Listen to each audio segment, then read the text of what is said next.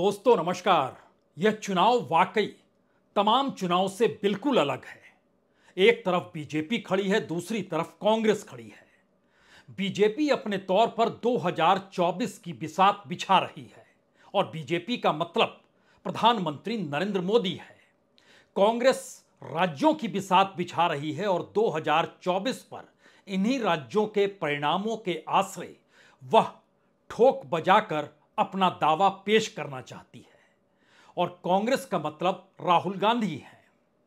राजनीतिक तौर पर ऐसी लड़ाई इससे पहले राज्य के चुनाव और राज्यों के चुनाव के आश्रय 2024 के लोकसभा चुनाव इससे पहले कभी नहीं हुए थे। यह एक ऐसी राजनीतिक बिसात है जिससे 2024 के बाद इस देश में राजनीतिक सत्ता का मतलब क्या होगा, उसका कौन सा चेहरा होगा, कौन सी पार्टी होगी, कौन सी विचारधारा होगी और इस देश के भीतर में आने वाले वक्त में भारत को किस नजरिए से सत्ता और जनता दोनों को देखना है, यही तो तय होना है। लेकिन मजा देखिए, राज्यों के चुनाव के मद्देनजर कांग्रेस इतनी बदल गई जिसकी कल्पना किसी ने नहीं की थी, बीजेपी ने भी नहीं की थी। बीजेपी ने सोचा था कि कांग्रेस कुछ भी बदलेगी लेकिन वह पोटली वालों का साथ नहीं छोड़ेगी। पोटली का मतलब जिनके पास खूब पैसा होता है। और ध्यान दीजिए तो इस दौर में बीजेपी पोटली वालों के साथ ही खड़ी होती चली गई और वहां पर पोटली का मतलब कॉरपोरेट हो गया। कांग्रेस बदली तो उसने किसानों का साथ लिया, मजदूरों का साथ लिया, इस देश के गरीबों का जिक्र करना शुरू कर दिया। यानी जो वामपंथी विचारधारा इस देश के भीतर कांग्रेस और बीजेपी से इतर रेंग रही थी, कांग्रेस ने उसे ही आत्मसात कर लिया और एक झटके में बीजेपी कॉरपोरेट की पार्टी हो गई और कांग्रेस गरीब मजदूर किसानों की पार्टी के तौर पर उभरने लगी। लेकिन बात यही नहीं रुकी। कमंडल के बाद मंडल का बड़ा प्रयोग प्रधानमंत्री मोदी के जरिए बीजेपी ने इस देश के तमाम चुनाव में किया।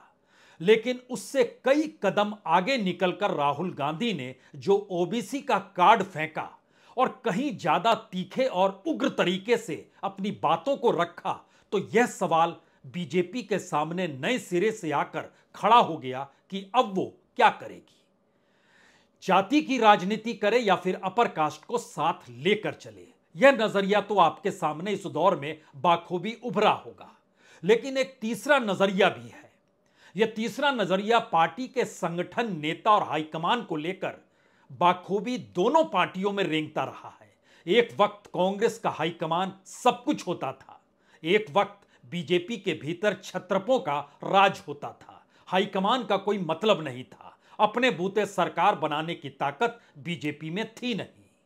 लेकिन इस दौर में परिस्थितियां झटके में पलट गई और बीजेपी हाईकमान इतनी ताकतवर हो गई कि 2024 के मद्देनजर, चाहे वो राजस्थान हो, चाहे वो मध्य प्रदेश हो, चाहे वो छत्तीसगढ़ ही क्यों ना हो, इन तमाम जगहों के जो भी छत्रप थे, पाठ हाईकमान का एक ही था, अपनी टोपी आप अब, अपनी पगड़ी अब आप हमें पहना दीजिए और हम ही अब तय कर रहे हैं। तो 2024 के बाद आप किसी भी हालत में खड़े ना हो पाए, यह हमें अभी से तय करना होगा। तो क्या शिवराज सिंह चौहान हो या वसुंधरा राजे सिंधिया हो या फिर छिटपुट दिखाई देने वाले रमन सिंह ही क्यों ना हो या फिर कोई भी छत्रप या कोई भी ताकतवर शख्स, इस दौर में बीजेपी के भीतर बचा नहीं है। सत्ता, पार्टी, संगठन, सब कुछ प्रधानमंत्री मोदी हैं। लेकिन दूसरी तरफ कांग्रेस ने अपने छत्रपों को मजबूती के साथ खड़ा तो करना चाहा, लेकिन गहलोत कांड ने उसकी नींव हिला दी, उसके भीतर से कुछ सवालों को पैदा कर दिया। और शायद यही वजह है कि अब जब चुनाव के वक्त में गहलोत को भी मैसेज देने की स्थिति में कांग्रेस आकर खड़ी हो गई कि अब नहीं चलेगा, इसका मतलब बहुत साफ था, अगर पंजाब में कैप्टन की विदाई हो सकती है तो चुनाव के बाद आपकी भी विदाई हो सकती है।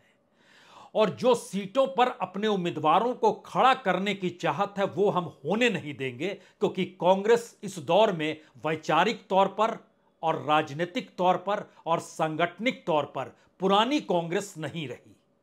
और इसीलिए राजस्थान के भीतर 3 सवाल उम्मीदवारों के चयन को लेकर लगातार रेंग भी रहे हैं। इसीलिए ऐलान हो नहीं पा रहा है 50 बरस से कितने उम्मीदवार ऐसे हैं जिनकी उम्र कम है, महिला कितनी उम्मीदवार हैं, भारत जोड़ो यात्रा के दौरान जो साथ में जुड़े थे उसमें से कोई है या नहीं है, या सिर्फ आपके वही कैबिनेट मिनिस्टर्स हैं जो आपके साथ खड़े थे जब दिल्ली से हाईकमान ने वहां पर इस बात का जिक्र किया था कि अब सचिन पायलट को वहां पर मुख्यमंत्री होना चाहिए। यानी कांग्रेस ने अपने आप को जिस तेजी के साथ बदला और जिस जीत के मंत्र को लेकर चुनाव के मैदान में कूदी, इसकी आशा बिल्कुल नहीं थी बीजेपी के भीतर। और बीजेपी के संगठन संभालने वाले भी पहली बार हैरत में हैं कि कांग्रेस इस तेजी से बदल जाएगी। और इसका सबसे बड़ा असर क्या हुआ? सबसे बड़ा असर इस दौर में यह हुआ कि जो 2 दशकों से मध्य प्रदेश में भी सत्ता को संभाले हुए थे, अब जब वह खुद अपनी राजनीतिक दौड़ में हाशिए पर हैं तो उनके निशाने पर कांग्रेस का टिकट वितरण आ गया। और वो क्या क्या बोल गए, हमें लगता है आज पहले वो जरूर सुनना चाहिए। कांग्रेस की भी कल सूची जारी हुई। कुछ टिकट कमलनाथ जी ले गए, कुछ दिग्विजय जी ले गए, बाकी हाथ मलते रह गए। अब आपस में लड़ाई मची हुई है, विरोध हो रहा है, पुतले जल रहे हैं। एक अपने पुत्र को स्थापित कर रहा है, दूसरा अपने पुत्र को स्थापित कर रहा है। तो दुर्गति कांग्रेस के अंदर भी है। इंडी गठबंधन तो बनने के पहले ही टूट गया, इसका कोई भविष्य है ही नहीं। ये घमंडिया लोग बिखर गए। तो 2 दशकों तक सत्ता संभालने के बाद अगर शिवराज सिंह चौहान, दिग्विजय सिंह और कमलनाथ के भीतर कोई लकीर अपने बयान से खींचना चाहते हैं या फिर इंडिया गठबंधन को लेकर वो सवाल खड़ा करना चाहते हैं, तो 2 मतलब बहुत साफ हैं। पहला तो वो हार मान चुके हैं, दूसरा इस हार का संदेश वह दिल्ली भी पहुंचा रहे हैं, और तीसरा आने वाले वक्त में वह अपनी राजनीति को दिल्ली के कहने पर यानी बीजेपी हाईकमान के कहने पर खत्म नहीं करेंगे, चाहे उनके अपने क्षेत्र में उनके अपनों के करीबी पर भी इस दौर में छापे क्यों ना पड़ जाए। ट्रिडेंट पर 2 दिन पहले ही छापा पड़ा, बुधनी में ही उसका ऑफिस है, हालांकि पंजाब में भी पड़ा। यानी दिल्ली इस रूप में उतारू हो चली है कि 2024 से पहले हर कोई अपने पगड़ी को आपके सर पर डाल ही दे। लेकिन दूसरी तरफ कांग्रेस अगर इस तेजी से बदली और जिस इंडिया गठबंधन का जिक्र भी अपने तौर पर शिवराज सिंह चौहान ने कर दिया, उनके भीतर का मैसेज एक ही था कि दरअसल देखिए समाजवादी पार्टी ने भी तो अपने उम्मीदवारों को खड़ा कर दिया और वो झगड़ा कर रही है। सवाल यह है कि मध्य प्रदेश के भीतर समाजवादी पार्टी कहां पर मौजूद है, कितनी सीटें जीती, कितना % वोट मिला, और वह बुंदेलखंड का इलाका जो उत्तर प्रदेश से लगता है वहां पर बीएसपी और समाजवादी पार्टी की मौजूदगी जरूर है। लेकिन इंडिया गठबंधन के आसरे जिस लोकतंत्र और संविधान का जिक्र लगातार हो रहा है वह दरअसल लोकसभा चुनाव के मद्देनजर है। हालांकि आज इसका जिक्र कुछ अलग तरीके से अखिलेश यादव ने किया जरूर, लेकिन यह भी कहा कि राज्यों से हटकर यह समझौता और गठबंधन है, इसकी जानकारी पहले दे देनी चाहिए थी। तो उन्होंने क्या कहा, हमें लगता है यह भी सुनिए। कांग्रेस पार्टी को साफ करना चाहिए था। मेरा मानना यह है कि अगर आपको सीट नहीं देनी थी तो समाजवादियों से बात नहीं करनी चाहिए थी। आपको पहला ही कदम ये उठा लेना चाहिए था कि आप अपना संगठन और अपनी पार्टी के हिसाब से लड़िए, और जो सहयोग चाहते वो बता देते तो शायद समाजवादी पार्टी सहयोग करती और खड़ी रहती। लेकिन उन्होंने कोई जानकारी नहीं दी, न कोई समाजवादी पार्टी को इस लायक समझा उन्होंने। इसलिए समाजवादी पार्टी वहीं लड़ रही है जहां पर समाजवादी पार्टी का संगठन और मजबूत प्रत्याशी है। इंडिया गठबंधन से अलग हो गए हैं आप? इंडिया गठबंधन अब मुझे पता लगा मध्य प्रदेश के बाद भारत के चुनाव के लिए है, इंडिया के चुनाव के लिए है, देश के चुनाव के लिए है। तो देश का चुनाव आएगा तब बात की जाएगी। तो क्या अखिलेश यादव ने इंडिया गठबंधन के भीतर मोटी लकीर खींच दी है, या फिर कांग्रेस इस दौर में अपने आप को बदलते हुए राज्यों के चुनाव में जिस तरीके से बीजेपी को मात देने के लिए अब तैयार है, चाहे वो उम्मीदवारों के चयन को लेकर नए तरीके का मंथन हो या वैचारिक तौर पर बीजेपी को मात करने के लिए अब रेवड़ियां भी उसकी तुलना में कहीं ज्यादा देने की स्थिति में वह खुद को लाकर खड़ा कर चुकी हो। सवाल इस दौर में कई हो सकते हैं, लेकिन मध्य प्रदेश के भीतर की एक क्षण की परिस्थिति को समझिए। समाजवादी पार्टी पिछले विधानसभा चुनाव में एक सीट पर जीती थी। यह सीट जो थी बिजावर की सीट थी, बुंदेलखंड का इलाका, और बुंदेलखंड की 26 सीटों में से 14 पर बीजेपी जीती थी, 10 पे कांग्रेस जीती थी, 1 पे समाजवादी पार्टी जीती थी, 1 पे बीएसपी जीती थी, और समाजवादी पार्टी को वोट मिले थे 1.30%, यानी 1.5% से भी कम वोट मिले थे समाजवादी पार्टी को। जिस वक्त कोई इंडिया नहीं था, कोई समझौता नहीं था, कांग्रेस अपने बूते लड़ रही थी और कांग्रेस 114 सीट जीतकर सत्ता में आई थी। बाद में जो कुछ हुआ ज्योतिरादित्य सिंधिया के जरिए या शिवराज सिंह चौहान के जरिए या दिल्ली की पोटली खुली उसके जरिए, जो भी हुआ थोड़ी देर के लिए उसको भूल जाइए।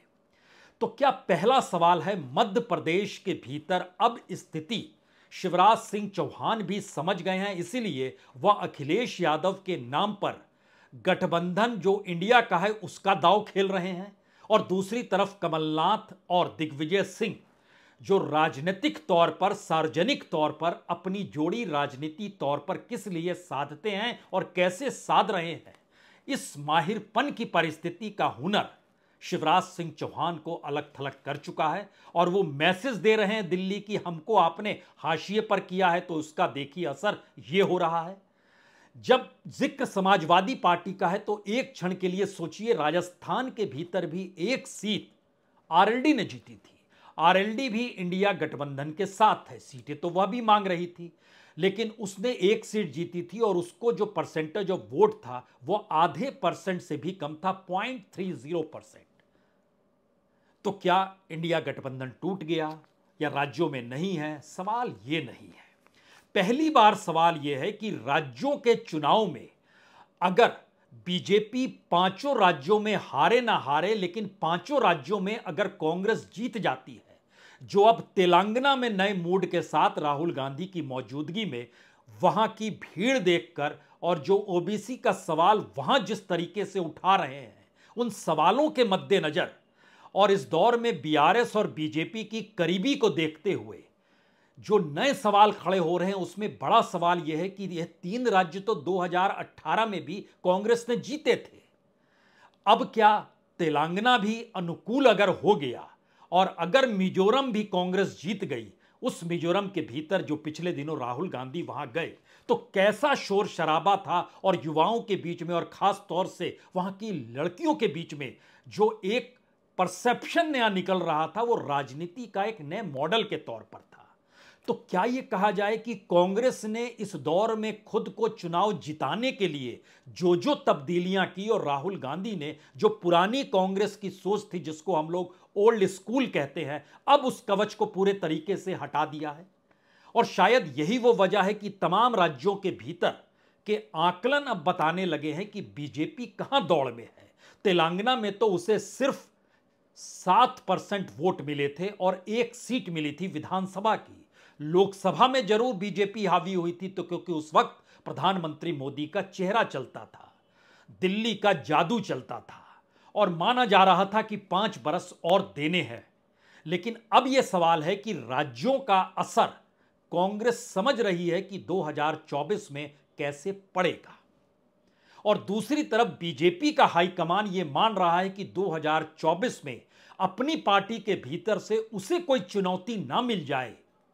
इसीलिए, शायद इसीलिए वह हर उस जमीन वाले नेता को या कद्दावर नेता को या अपनी सीट से ज्यादा बीजेपी को प्रभावित करने वाले नेताओं को हाशिए पर ढकेलने की स्थिति में आ चुका है।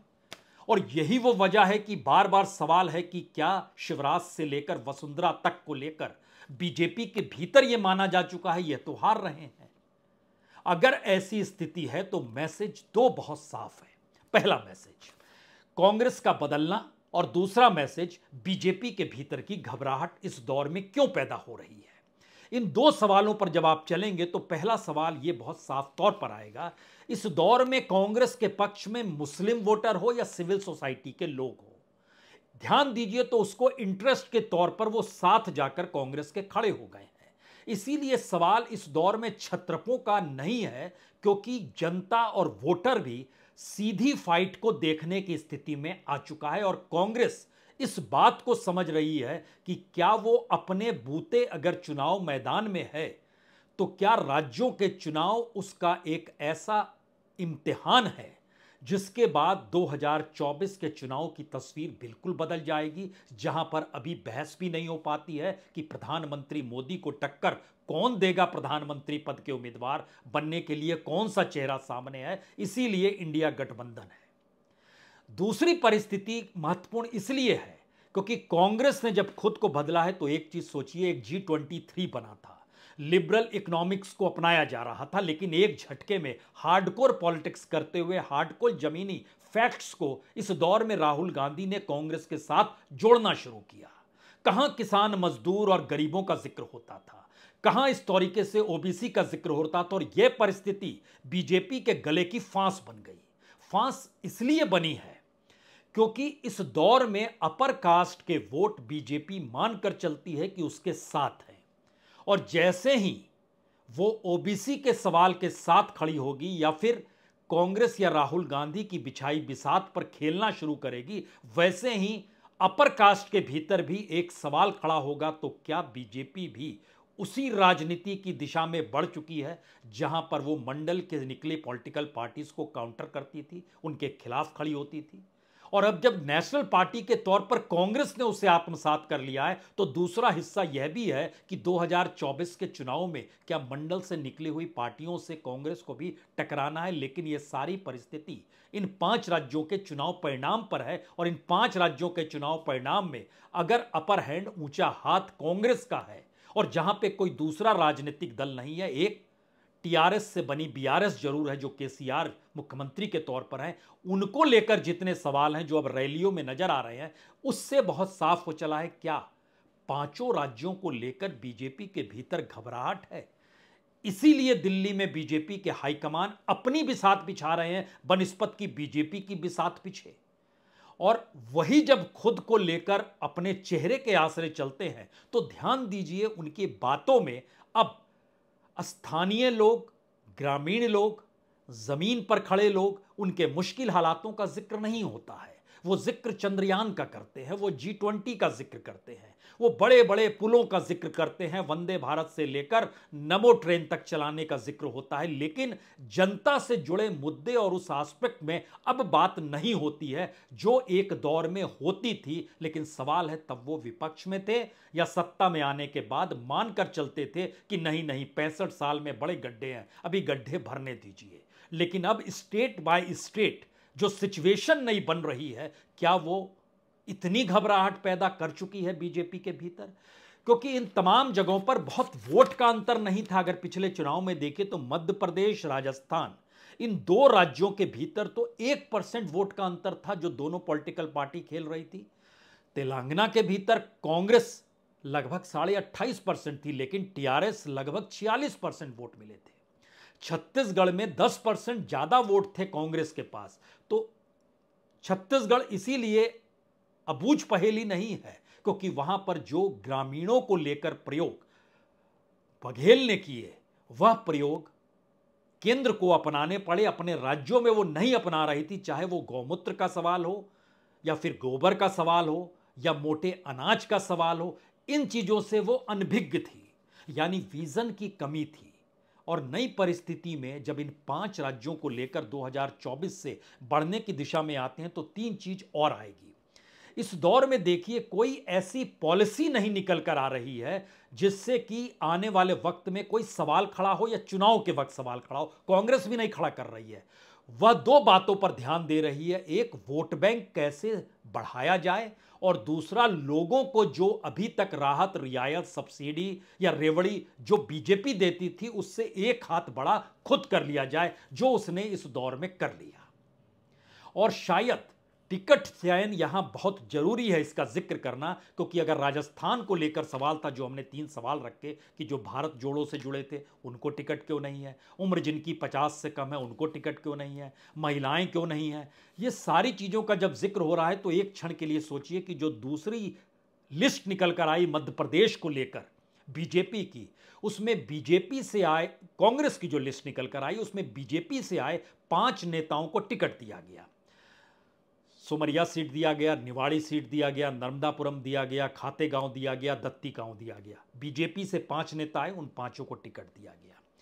महत्वपूर्ण है कि एक सीट अभी भी छोड़ी गई है। 229 सीटों पर ऐलान है। एक सीट वो कौन सी है? वो आमला की सीट है, बैतूल की सीट है। क्यों उसको अभी तक टिकट नहीं दिया गया है? क्योंकि वहां की डिप्टी कलेक्टर निशा बांगरे वो कांग्रेस में आकर चुनाव लड़ना चाहती है, अपना इस्तीफा दे चुकी है, लेकिन सरकार इस्तीफा लेने को तैयार नहीं है। लेकिन मामला सुप्रीम कोर्ट तक गया तो सुप्रीम कोर्ट ने जबुल हाई कोर्ट को कहा अब फैसला लीजिए, फटाफट फैसला दीजिए, ऐसी देर मत कीजिए। यानी बीजेपी के भीतर एक एक सीट की हार को लेकर कैसी घबराहट है, यह आमला सीट से भी समझा जा सकता है। लेकिन उसके बाद दूसरी परिस्थिति में आइए, 6 एमएलए के जो टिकट कांग्रेस ने काटे, क्या इससे पहले संभव था इस तरीके से टिकट कांग्रेस काटती थी? सुभावली में अजब सिंह कुशवाहा की इसलिए काट दी गई क्योंकि प्रॉपर्टी के मामले में उनको सजा हो गई।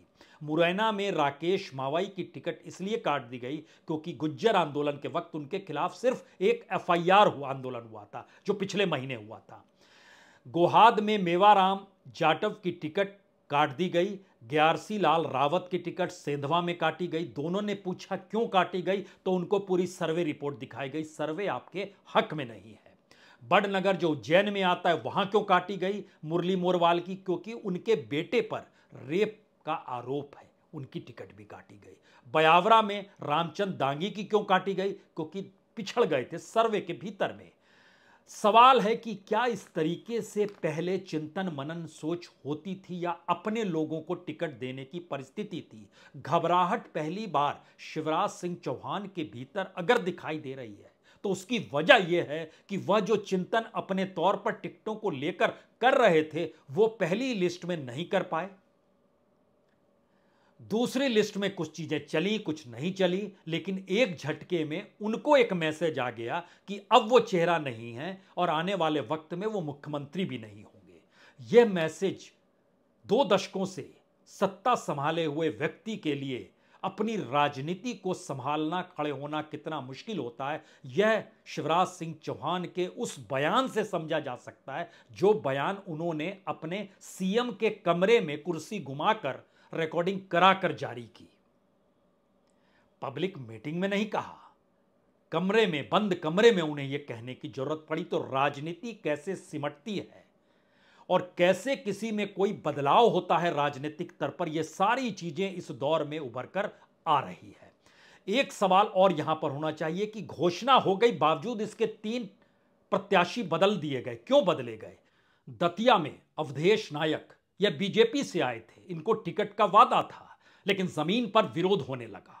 एक झटके में ऐलान करने के बाद कांग्रेस ने उनका टिकट काट दिया।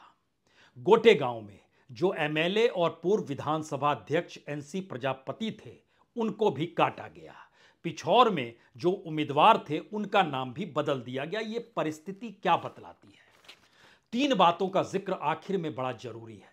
इस दौर में बीजेपी के हाईकमान की मुश्किल 2024 को संभालने की है, कांग्रेस की 5 राज्य जीतकर 2024 के लोकसभा चुनाव में जाने का रास्ता बनाने की है। जाति, धर्म, उम्मीदवारों का चयन और इस देश के भीतर गरीब और रईस की राजनीति को नए सिरे से कांग्रेस ने साधना शुरू किया और उसी का फलसफा है कि इस दौर में कांग्रेस के तमाम कार्यकर्ता संगठन एकजुट हर जगह नजर आने लगे।